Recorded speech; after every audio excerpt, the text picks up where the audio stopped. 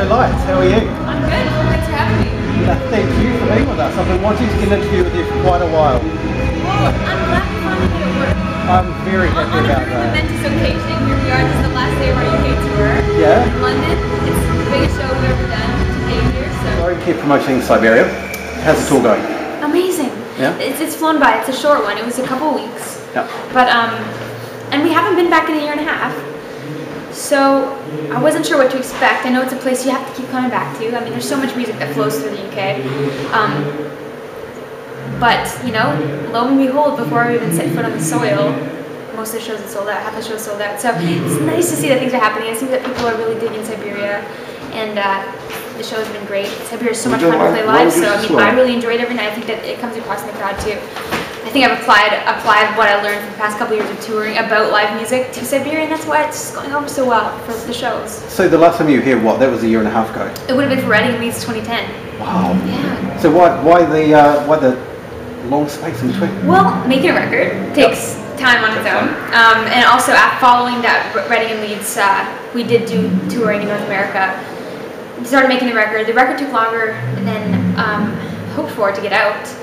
You know, it's one of those things that's just takes more than one person to get out, and we ended up releasing independently, funding the record out of my own pocket and putting it out. It's dedication for through last game here. So yeah, it's amazing, and it came out exactly the way it was supposed to. But you know, it took a little bit of a battle, and we came out with this great record that we're super proud of, and now we're able to start touring again. And you never know what's going to happen in that year and a half. But in that year, you've gained that much more triumph in the whole process. So coming back and seeing that these shows are selling out, it's like, you know, it hasn't been lost. So what's it like touring again now after, you know, especially being over here in the UK? Because last time we seen you was over at Hox, and it was a small boutique venue. I've just seen outside it's packed.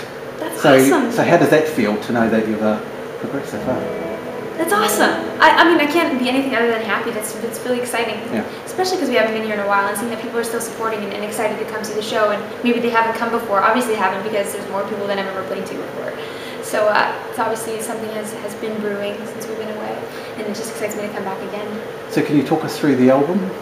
What's the album about? How did it all come together? It's a very broad question. Siberia is a very cohesive album. Yep. It all is very much one piece, and that's thanks to a lot of the collaborators that came together on the record. I knew I wanted to go in a new direction. I didn't want to make the same record over again, and it is challenging to let yourself naturally progress to that phase when you've all of a sudden got these expectations from fans all of a sudden, where you didn't have that when you were making your first record. So it took a bit of a struggle just to let myself naturally say, this is what I want to make. I wanted to take things a bit grittier, heavier, turn this almost perfect electro on its end and show some rawness and show some grittiness in it. So on my manager Young's suggestion, we've been working together for 10 years. I mean, we're the same wavelength.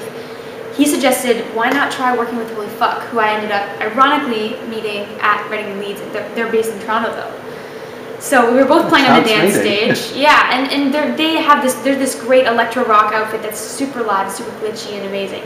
So we started to come together, we jammed, and great things came out of our jam session. It was new and different because it was live. I mean, that's kind of a contrast to a lot of electro stuff, which is very played in and plotted out, and you can go in and fix it and it's perfect. Well, this was not like that. It was like the opposite of that. But it was still electronic. We're all playing electronic instruments. One of them, you know, one of Brian and Graham, the two guys from Really Fuck, one was on drum triggers and compression, running it through compressors and gators and delays and distortions, and then one of them had a little keyboard, and we were all connected to each other, and it was just a really cool sort of jamming situation. And Siberia started to be born out of that, and it was from this live electronic environment with this life to it that I've never felt in my music before. It was really special. So how did you get into music? How did it all start for you? My dad is a musician, and he does it purely for the passion of it. He's an architect as a profession, but for fun. And growing up, he was always in bands. So he, from a young age, taught us how to play and have fun and be passionate about it. I remember there were nights when I'd be afraid when he'd be playing his acoustic guitar, and it made me feel like everything was going to be okay. And that's a strong power. that music has, and I from a young age I recognized that. Yeah. So he kind of just taught me to play by ear, and that was better than teaching me theory. I don't know much theory, but so I just learned to play instinctively, and that's where I am today. I don't really know much of what I'm doing, but I'm having a good time. You definitely look like it. So with regards to the tour, what can people expect? I mean, we're at the Scala venue tonight in London. What can we expect from a live performance of Siberia?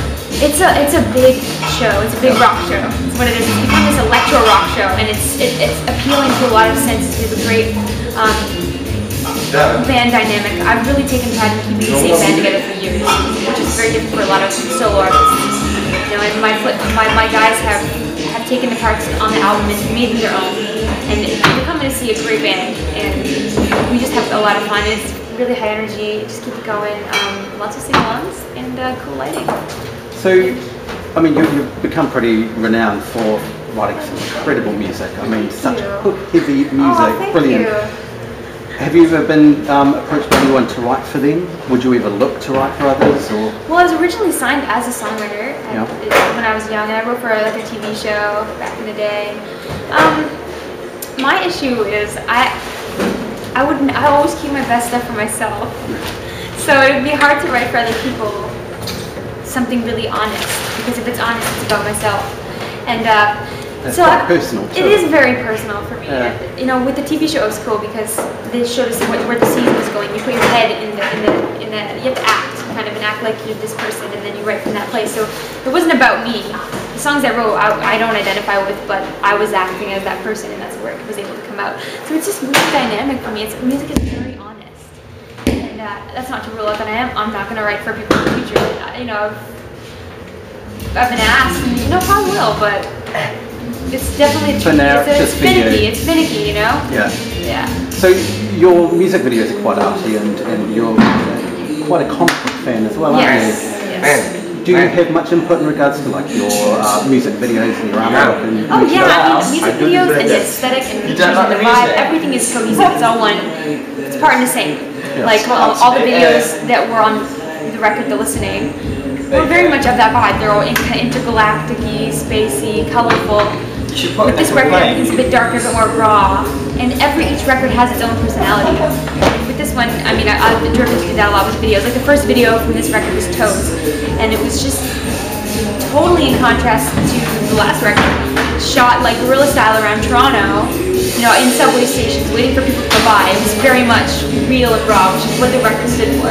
Yeah. And with Banner, which is the new video that came out, it's another one of those. I mean, it does throw to some sci-fi ideas. It's like post-apocalyptic, but it has like a deeper meaning and has a storyline that can be interpreted depending on the viewer. Yeah. But it still has this grittiness, like imperfect surroundings, imperfect clothing. I'm all ripped up, you know.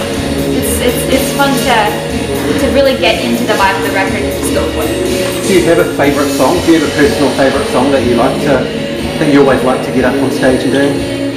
It does change a bit, but right now it's Flux and Flow, which has got this great dynamic. It's so fun to play live, and it just gets you right in the chest, you know, and it's got this great vocal range that I can just rip, and it's fun. So if you stick around for the show tonight, definitely. Okay, check it. So after the show here at Scala, what's next? What's on the radar for 2012 besides world domination, of course? Oh well, ideally, Yeah. attempting the world domination. A lot of touring on Siberia. Siberia is fresh. Siberia's coming out here March 12th. So there's still a lot to go on it, but tons of touring on that. Hitting Australia for the first time. Brilliant. Hopefully New Zealand. I hope. Hopefully. There will be. We ran a remix contest through Indaba, so there will be some really great remixes coming out as well as maybe some live sessions as well as maybe some more acoustic stuff.